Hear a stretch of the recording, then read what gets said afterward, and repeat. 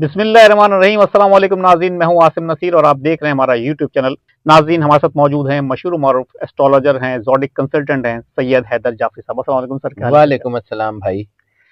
Sir, एक तो सबसे पहले तो आप ये बताएं कि क्योंकि आपके पास ना सिर्फ दीनी उलूम भी है, दुनियावी उलूम भी हैं, आप डॉक्टर भी हैं और इल्मुल अदात के हवाले से जो है वो आपकी काफ़ी गिरफ है। मैंने आपको पता है, मोतरफ हूँ इस बात के हवाले से। तो सर सर मैं तो आम सा आदमी हूँ, अल्लाह की ये सर मेहरबानी है। आपकी इनकसारी है, कसम नफे से काम ले रहे हैं। जी जी।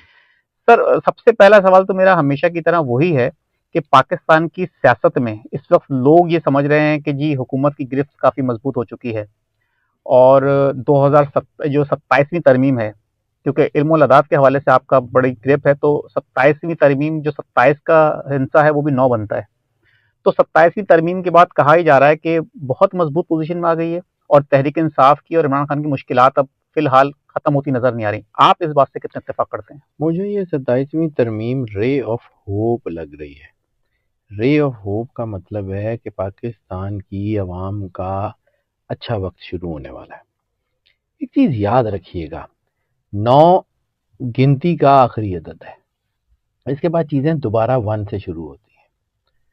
यानी 9 के बाद एक हो, 10 हो या 10 करोड़ हो या 10 अरब हो, होता 1 ही है। बिल्कुल।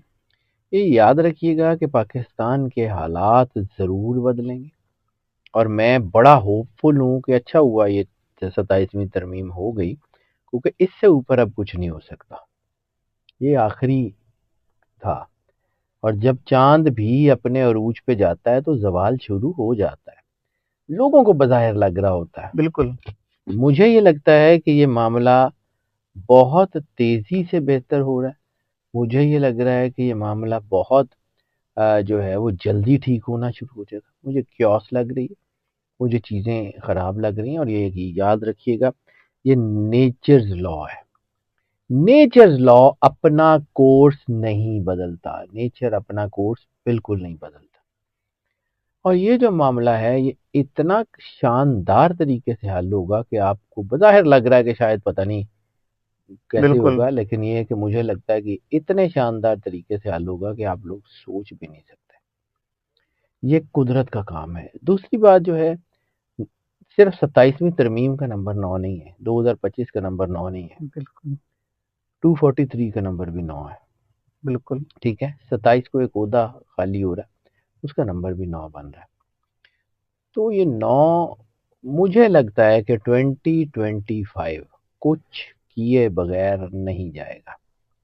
और मेरे ख्याल में जब से आपसे बात कर रहा हूँ, क्रेडिट के लिए बात नहीं कर रहा हूँ, लेकिन जब से आपसे बात कर रहा हूँ मैंने आपको कई दफ़ा अर्ज़ की कि पाकिस्तान में फाइनेंशियल स्टेबिलिटी अप्रैल 2000 मार्च अप्रैल 2026 से पहले नहीं आ सकती। बिल्कुल आपने कहा। ठीक है, मार्च अप्रैल 2026 के बाद अगर फाइनेंशियल स्टेबिलिटी शुरू हो रही है तो इसका मतलब है कि 2025 में कहीं ना कहीं पॉलिटिकल स्टेबिलिटी की तरफ कोई ना कोई कॉन्क्रीट स्टेप ज़रूर उठाया जाएगा।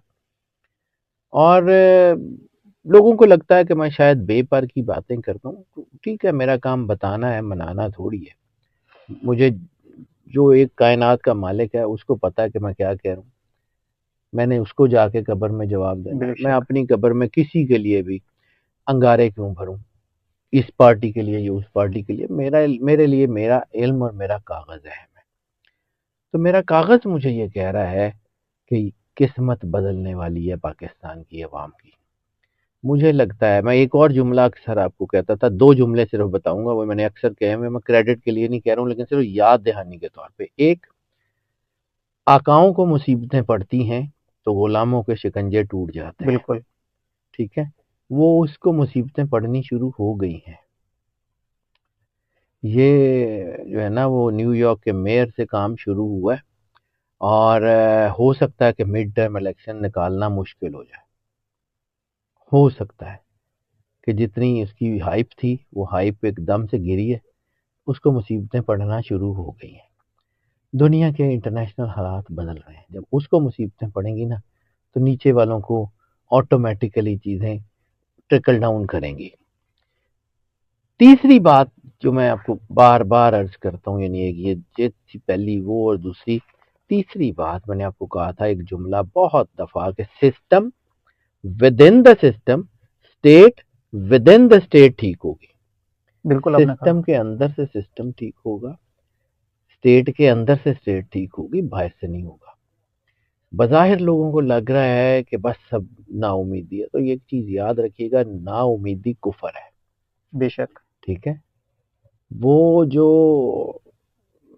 کہتے ہیں کہ یہ اللہ کی رحمت سے تو کافر ہی جو ہے وہ نا امید ہوتے ہیں. قرآن پاک کی ایک آیت ہے یا عیسل کافرون والا، کہ وہ تو مایوس صرف کافر ہی ہوتے ہیں، مسلمان تو نہیں ہوتے ہیں. اور اگر آپ کے اندر ہے، اور اگر آپ یہ آپ کے ایمان کا حصہ ہے کہ اللہ علی کل شیء قدیر ہے، تو پھر ایک چیز یاد رکھیے گا شاہ جی کہ اللہ صرف کسی خاص طبقے کا نہیں ہے، بے شک. اللہ کسی خاص عہدے کا نہیں ہے، اللہ کسی خاص بندے کا نہیں ہے. آج تک جتنے بندے جو ہے وہ شہید ہوئے ہیں، جتنے گھروں کی جو ہے وہ چیزوں کو نقصان ہوا ہے، جتنے لوگوں کے کفیل گئے ہیں دنیا سے، ان کا کوئی رب نہیں ہے.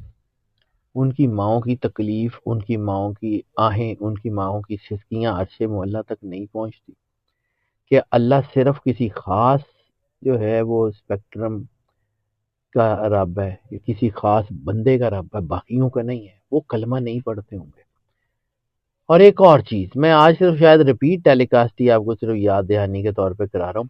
میں یہ ساری وہ باتیں ریپیٹ کر رہا ہوں کیونکہ مجھے یہ بالکل رے آف ہوپ لگ رہی ہے. میں نے آپ کو کہا تھا آئی کے، پاکستان اور ارشد شریف، یہ تین ذائچے آپس میں جڑے ہوئے ہیں. یہ بالکل میں آپ نے نے کہا ہے. نہیں جڑے بالکل ہوئے، کہا ہے آپ نے. میں نے نہیں جوڑے، یہ اللہ نے جوڑے ہوئے.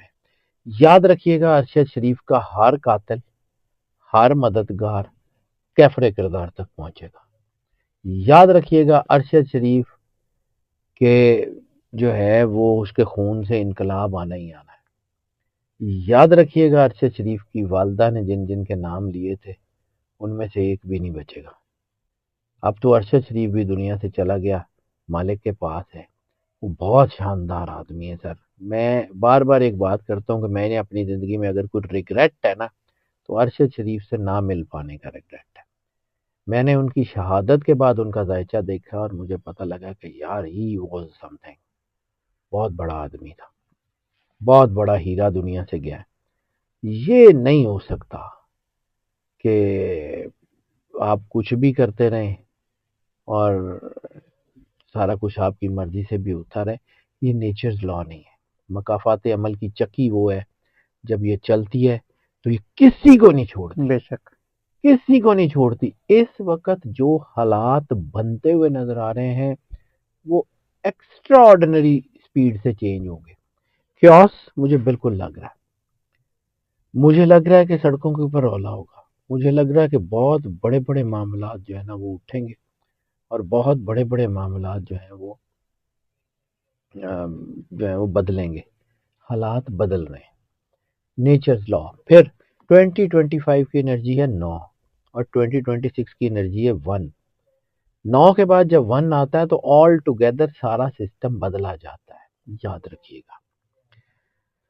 اور پھر ایک اور چیز جو سب سے اہم ہے، جس کا تعلق انٹرنیشنل ہورائزن سے ہے. 2025 میں وہ تمام انرجیز ہیں جو 1941 میں تھی. ٹھیک ہے. 1941 کا چارٹ اور 2025 کا چارٹ بالکل ایک جیسا ہے، بالکل ایک جیسا. 1941 میں سیکنڈ ورلڈ وار ٹریگر ہوئی تھی، بالکل بالکل. ٹھیک ہے. 2025 میں بھی کوئی بڑی جنگ لگنے جا رہی ہے، اور اللہ رحم کرے، اللہ رحم کرے، اللہ رحم کرے. اس خطے میں دونوں بارڈر ہاٹ ہو رہے ہیں، اور اللہ رحم کرے یہ ملک میرا ملک ہے، مجھے اس کی بہت تکلیف ہے. مجھے لگتا ہے کہ اس بار ہم جو ہیں وہ اس طرح کا ریٹیلیشن شاید نہ دے پائیں. اس کی وجہ یہ نہیں ہے کہ ہم لوگوں کے پاس مورل نہیں ہے، ہمارے پاس کرج نہیں ہے، ہمارے اسلحہ ہے. قدرت کی طرف سے بعض اوقات چیزیں بدل جاتی ہیں. یعنی جب انسان اوور کانفیڈنٹ ہو جاتا ہے نا تو پھر وہ بدلتی ہیں چیزیں.